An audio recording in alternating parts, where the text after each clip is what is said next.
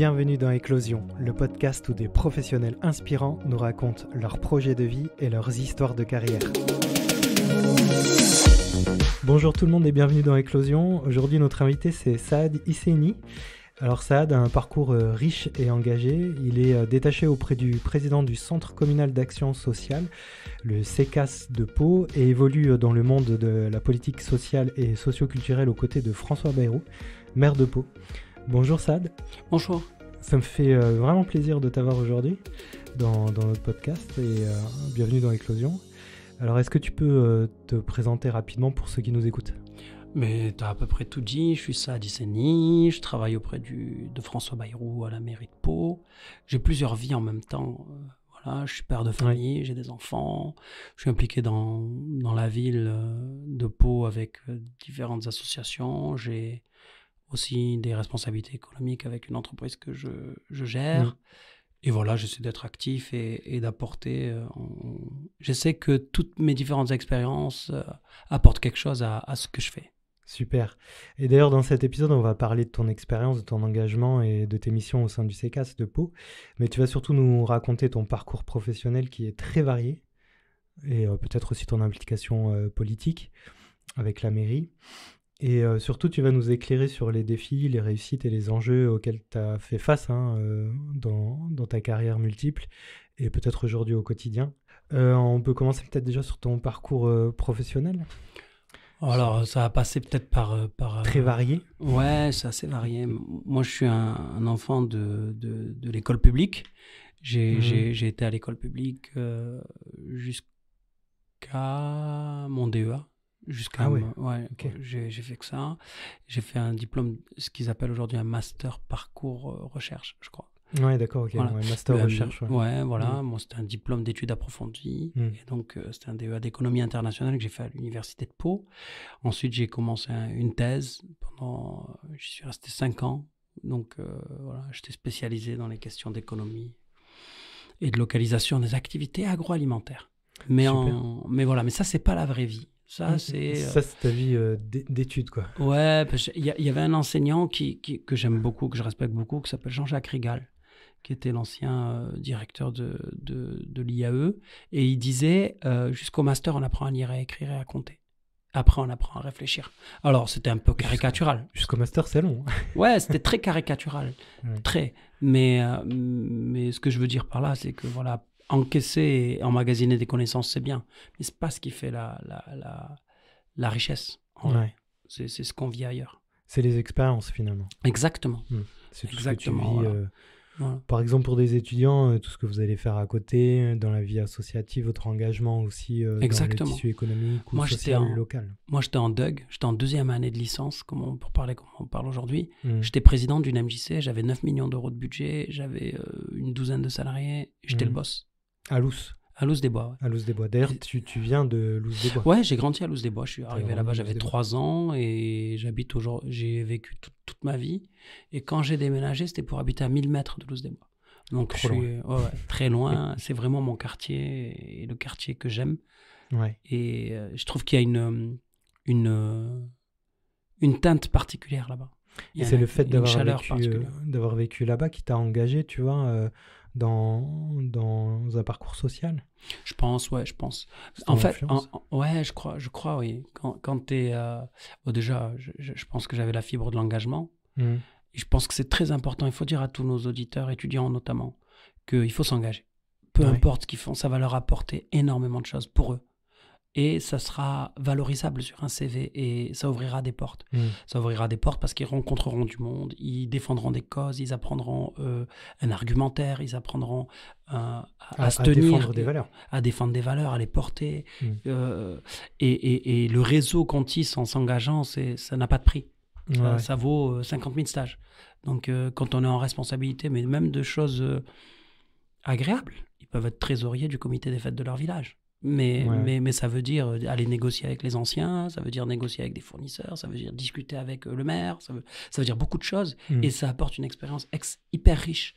Peu importe, moi, même dans un club de basket ou de foot, engagez-vous, prenez des responsabilités, apportez votre pierre à l'édifice sans être dans le dictatoriat, quoi. Il faut participer, mais sans s'imposer à l'excès. Ouais. Tu le faisais déjà quand tu étais petit, dans le quartier Ouais, moi tu as toujours été un peu engagé?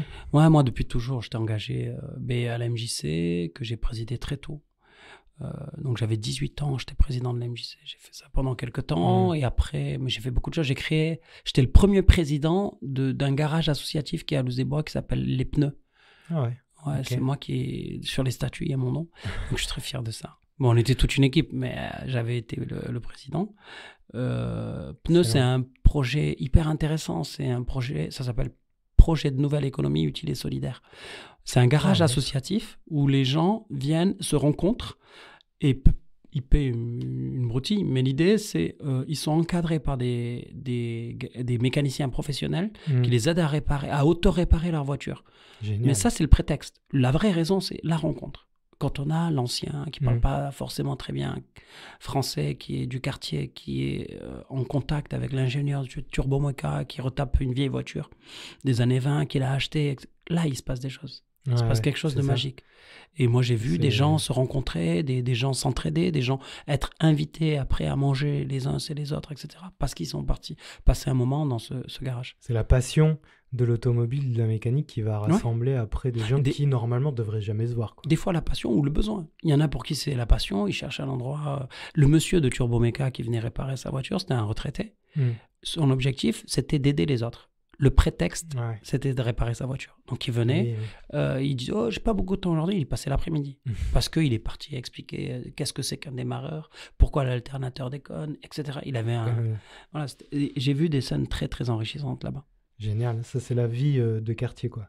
Des choses qu'on n'imagine pas, mais en fait, voilà, ça c'est ce que tu vis tous les jours, quoi. Des rencontres, des gens qui sont passionnés. Oos-des-Bois a cette particularité qui a une vraie...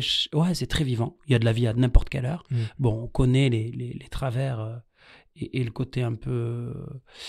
le côté sombre. Ça, mais le côté éclairé, pour faire, il est magique.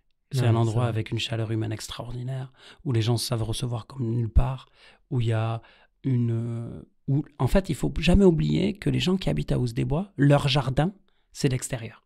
C'est ça. Tous ceux qui ont une maison, notre jardin, c'est le bout de terrain qu'on a avec la maison. Donc nos enfants, etc., ils jouent dans le jardin. Mais quand on habite dans un quartier comme ça, le jardin, c'est l'espace public collectif. Et donc, il faut savoir. Donc le sentiment d'appropriation, il est très fort. Et les gens, ils grandissent tous ensemble. Et ça crée des liens uniques. Et comment tu as su que tu étais fait pour le domaine social? Tu l'as su très tôt? En fait, moi ma passion, c'est les quartiers. Les quartiers populaires, là où les autres ne veulent pas aller, là où ça parle vrai, quoi. Là où c'est parfois viril, mais c'est... voilà, ça m'intéresse.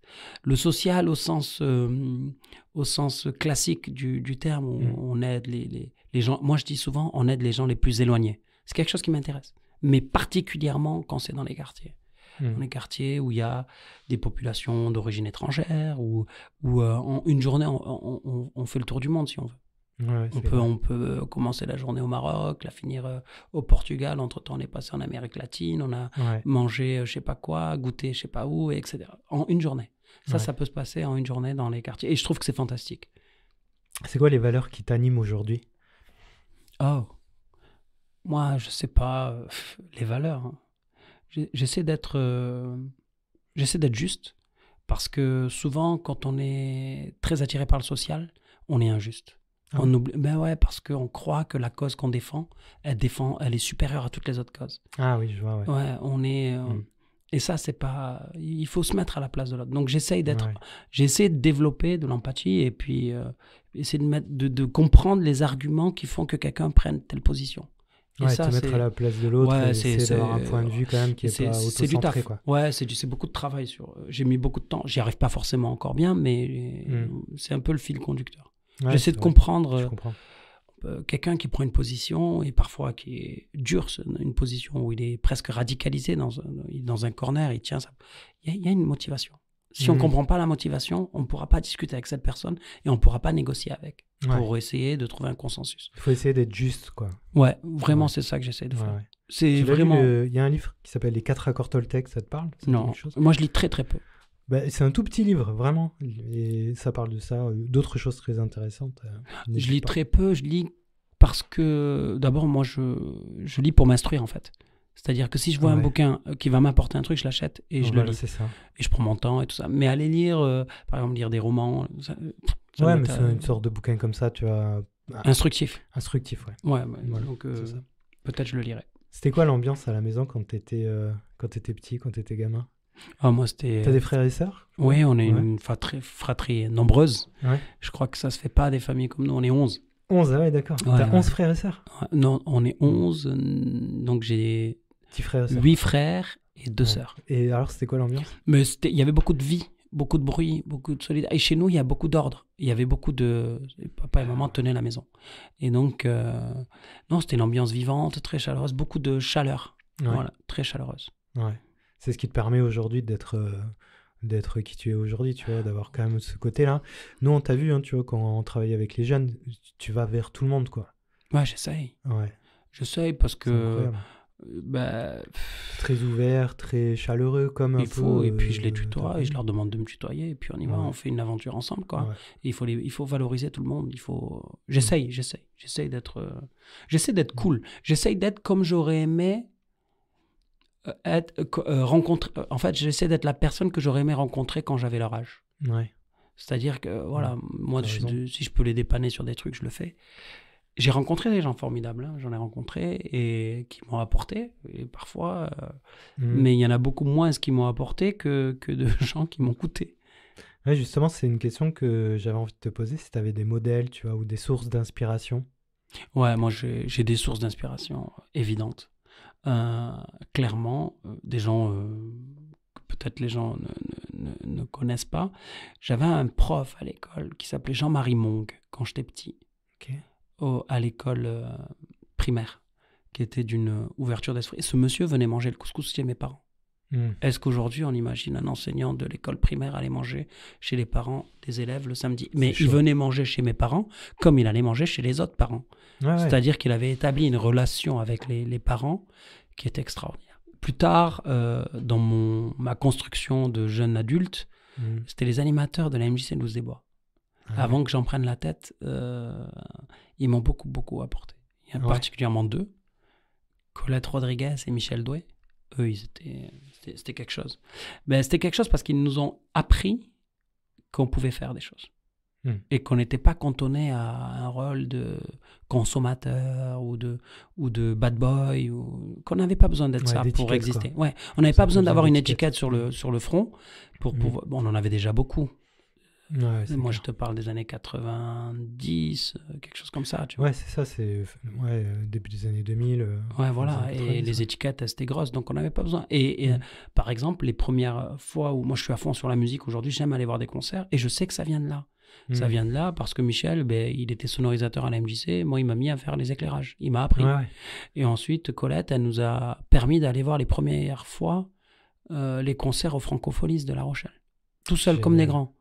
On était des adultes. Alors, on avait vendu des burgers, fait des trucs, etc. pendant 1 an. On avait autofinancé notre séjour. Mais sans elle, on ne le fait pas. Et elle nous a montré qu'on était capable. Bon, c'était des personnes qui étaient... Ça t'a donné envie après, plus tard, de prendre la tête aussi de la MJC, je pense. Ouais, clairement. Je pensais qu'on pouvait faire mieux. En fait, j'ai un peu d'ego, pour dire vrai. Et quand je vois que les choses sont mal faites et que je regarde un petit peu et que je crois que je peux faire mieux, souvent je chasse les gens qui font et je fais à leur place. Et à l'époque, c'était ça. Le président de l'époque, pour moi, c'était pas au niveau.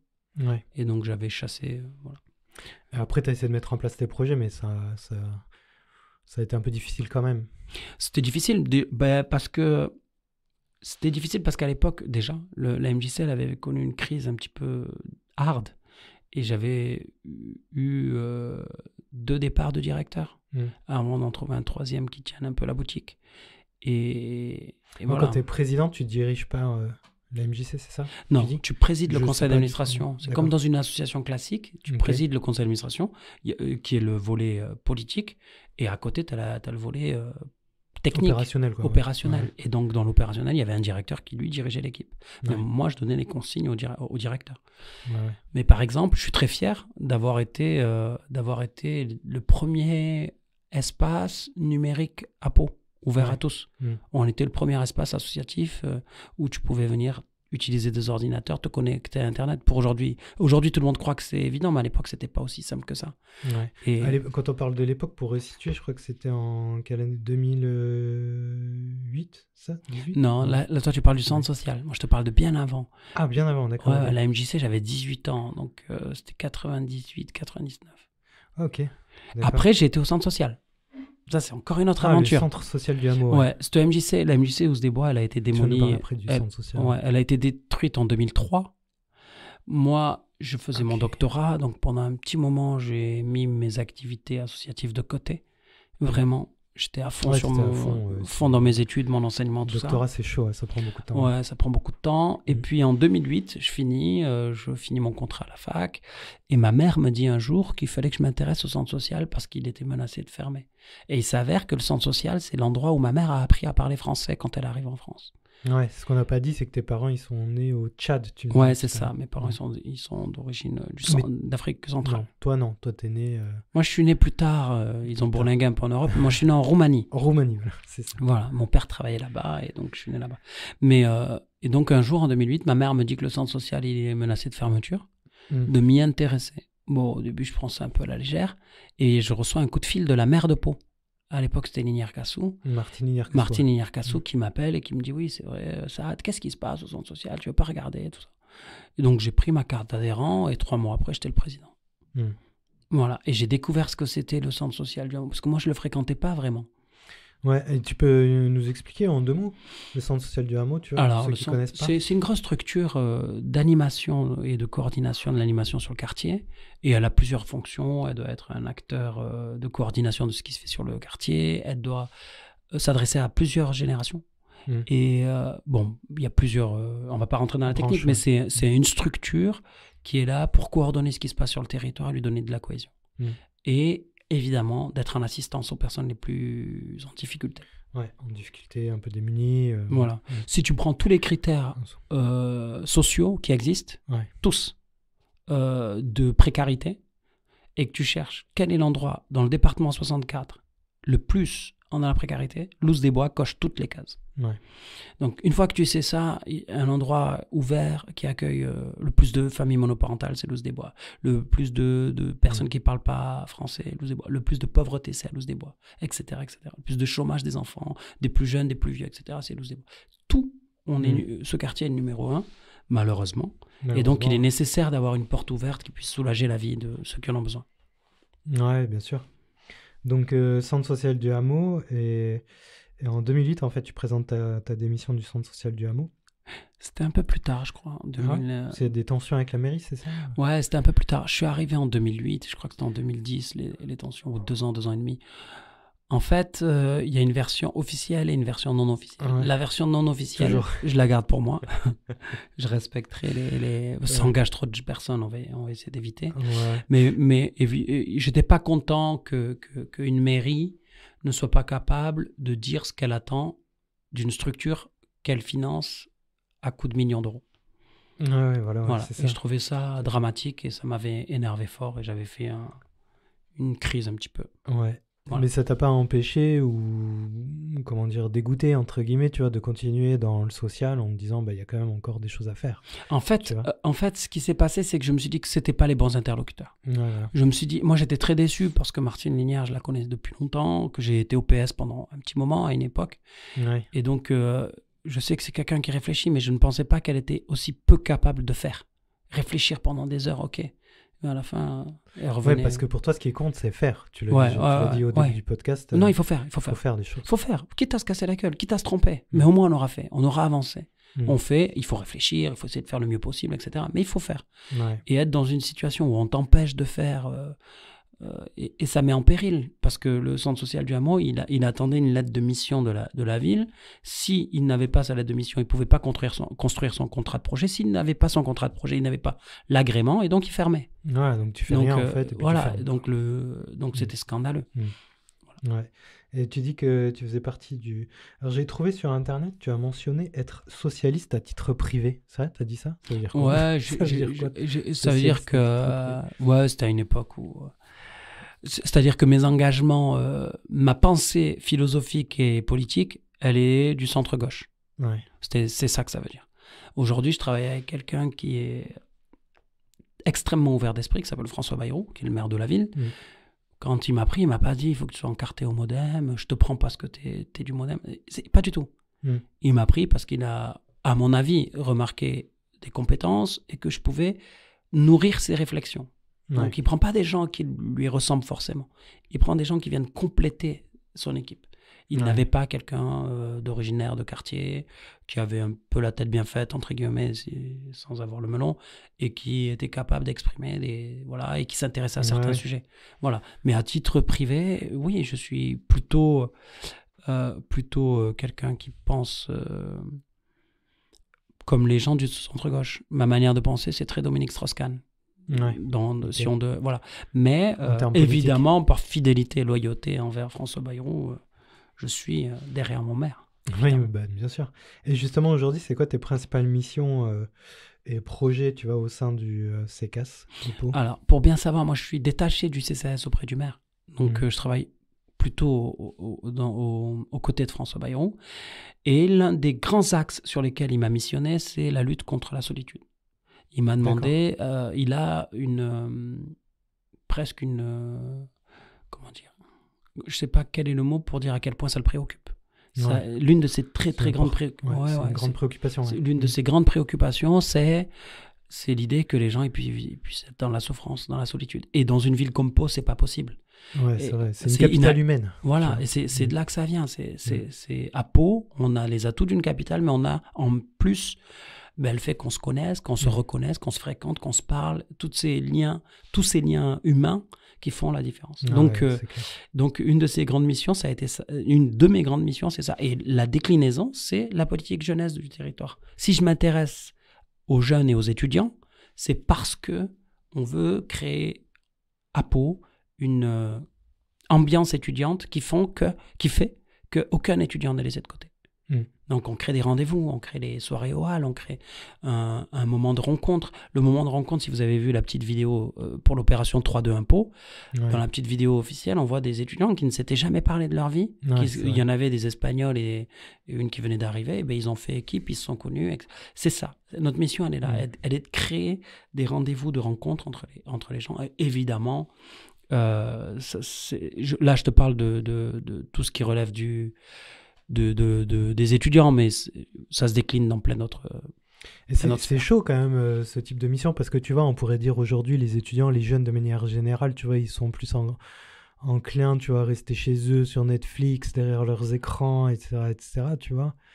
C'est une réalité que tu partages ou pas du tout? En fait, je pense que oui, mais alors c'est très dur de mobiliser, c'est extrêmement difficile, mais je crois que ça a été toujours très dur de mobiliser la jeunesse sur tous les sujets, sauf les sujets qui fâchent. Quand il faut que la jeunesse se mobilise parce qu'elle doit lutter, là, il y a du monde, en général. Mais par contre, pour construire, c'est plus difficile. Mais c'est la beauté du challenge. Si c'était trop facile, quelqu'un d'autre l'aurait fait. Il faut le faire, il faut commencer. On a à Pau des boulevards énormes, on a des atouts fantastiques. On a des entreprises de top niveau. On a des gens d'une grande richesse. Mais il faut que les étudiants, ils prennent connaissance de ça, ils prennent conscience du territoire dans lequel ils sont, et il faut qu'ils s'inscrivent dans l'écosystème global et qu'ils aient leur place à proprement parler. Et il faut qu'on leur donne la place. Et j'essaye humblement de participer à ce qu'ils prennent leur place. Ça veut dire quoi pour toi être engagé aujourd'hui? Tu vois, dans le monde d'aujourd'hui, ça veut dire quoi pour toi être engagé? Pour moi, on peut être engagé dans beaucoup de domaines, à peu près tous les domaines. Pour moi, être engagé, c'est presque signer un contrat moral. De dire, je me lance et je ne vous ferai pas faux bond au premier virage. À la première difficulté, je serai toujours là. On se serre à l'écoute. Tout à l'heure, je te parlais du comité des fêtes qui organise une fête. On s'engage dans un comité des fêtes et on arrête après le bilan, quand on a porté les dernières barrières, quand on a rangé, quand on a compté les sous de la buvette et qu'on a vu qu'on a pu faire face aux dépenses, etc. Voilà, c'est aller jusqu'au bout. C'est aller jusqu'au bout. Pour moi, c'est aller jusqu'au bout et tenir la mission qu'on avait dit qu'on tiendrait. Voilà, si je dis, moi, je bouge pas, je vais veiller à ce que la porte de sécurité ou je sais pas quoi, elle soit libre de... Voilà, c'est ma mission, je ferai ma mission. chacun avec le temps qu'il a, avec ses capacités, avec son ambition, avec ses disponibilités, choisit une mission, et cette mission se donne le contour d'une mission, et il faut le tenir. Ouais, peu importe la mission, la grandeur de la mission. Voilà, parce que tout le monde n'a pas la même compétence. Voilà, s'engager, c'est vraiment aider les autres et faire partie d'une équipe, d'un tout qui avance vers quelque chose de mieux finalement. Tu vois, l'aboutissement de pour moi, c'est ça. Quelque chose. Pour moi, c'est ça. Et on peut s'engager dans plein de choses. Il y en a, ils vont aller sauver des animaux. Il y en a, ils vont s'engager dans la pratique du vélo. Il y en a, ils vont s'engager dans le bien-être des arbres. Et puis, il y en a, ils vont s'engager pour le bien-être de leurs copains en disant, nous, par exemple, on va veiller à ce que tous les copains rentrent le jeudi soir, qu'il n'y en ait pas un qui reste sur le bas-côté. Ouais. Voilà. Donc, mais tout ça, c'est des engagements. Il faut s'engager et si possible, moi, j'incite fortement à la structuration de l'engagement. Parce que c'est comme ça qu'on est reconnu, qu'on est connu et qu'on... Tout à l'heure, je disais, l'engagement va permettre de faire de belles rencontres, de belles aventures, de belles expériences. Mais pour ça, il faut se montrer, il faut exister. Il faut créer des associations étudiantes. Faites des choses, montrez, écrivez à la mairie ou à n'importe quel interlocuteur. Voilà, nous, on est tel groupe, on a telle idée, orientez-nous vers avec qui peut nous aider, vers qui on peut aller. Et bien, ça, j'aimerais que cette forme d'engagement, elle est très, très... Il faut se manifester, il faut montrer de l'intérêt pour quelque chose et le faire savoir auprès de la mairie. Effectivement, si vous avez des projets... La mairie, après, il n'y a pas que la mairie, par exemple. Si on prend les MJC... entre autres. Mais si on prend les MJC de Pau, elles ont pour mission d'animer le territoire. Elles ont des compétences, elles ont des animateurs, elles ont des équipements. Bon, des fois, la mairie, elle vous dira, mais regardez, la MJC du quartier où vous habitez, ils savent faire, allez-y. Ou le centre social du coin. Parce qu'un centre social, c'est pas qu'un centre pour les personnes qui ont des difficultés sociales. C'est un centre d'animation. Donc, on peut vous dire, écoutez, la structure de votre quartier pourra faire ça. Et des fois, il n'y a pas. Des fois, il n'y a pas. Et des fois, c'est à nous, mairie. Donc, par exemple, tu veux organiser une petite pièce de théâtre, tu vois, tu cherches une salle, une scène, tu peux aller voir la MJC, tu peux aller voir le centre social. Exactement. Voilà, exactement. Et puis... des projets culturels, des projets intéressants dans tous les sens, quoi. Tu as ton petit groupe de musique, que tu veux trouver un emplacement pour le 21 juin. Là, parce que c'est la fête de la musique, tu te dis, jouer dans mon quartier, au bout d'un moment, je contacte la mairie parce que c'est elle qui coordonne là. Mais la mairie, elle va pas forcer, elle va à ce moment-là te mettre en contact avec des cafetiers, des ceci, cela. C'est un point d'entrée, quoi. Voilà, c'est une porte d'entrée. C'est une forme de guichet unique, assez universel parce qu'on nous sollicite à peu près sur tout. Mais je rappelle à chacun que la mairie, elle a des compétences très locales. Tout ce qui relève du national, parfois, c'est inutile de... C'est vrai. Voilà. Et c'est quoi qui te plaît le plus là, dans ce que tu fais aujourd'hui ? Moi, je pense que c'est les rencontres. Je fais de belles rencontres et on fait des choses. Et l'avantage d'un maire, c'est qu'en peu de temps, il peut changer la vie des gens. Son mandat, il est long. Ça fait 6 ans. 6 ans. En 6 ans, entre le début et la fin, il peut... Voilà. Et François Bayrou a été réélu. Donc, à la fin du 2e mandat, ça fera 12 ans. Et en 12 ans, un enfant qui avait 10 ans au début, il en a 12 de plus. Donc, il aura vu la ville changer. Et quand on parle de métamorphose de la ville de Pau, mais moi, je suis très heureux de participer à la métamorphose de la ville de Pau. Pas dans tout ce qui est hard, dans le sens les routes, les bâtiments. C'est pas mon domaine de compétence. C'est pas ce sur quoi je suis. Moi, je suis plutôt sur les relations humaines.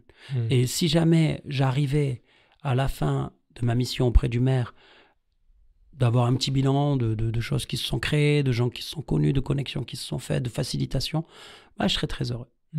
Et pour terminer, par rapport à tout ce qu'on a dit là dans ce podcast, ta carrière, ta vie, tout ça, c'est quoi le truc le plus dingue ?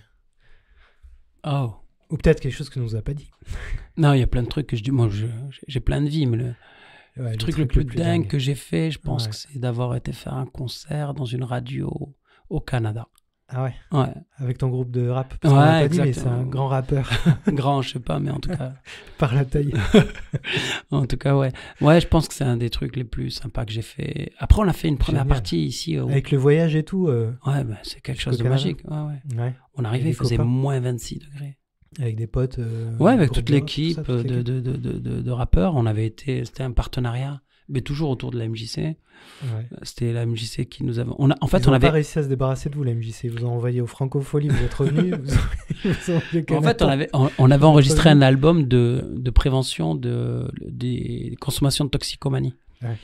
Et ça avait été repéré parce que le disque était quand même de qualité et ça a été repéré dans le microcosme. Et il y avait une association au Canada qui faisait un événement et qui du coup a été réceptive à ce qu'on faisait et ils nous ont invités.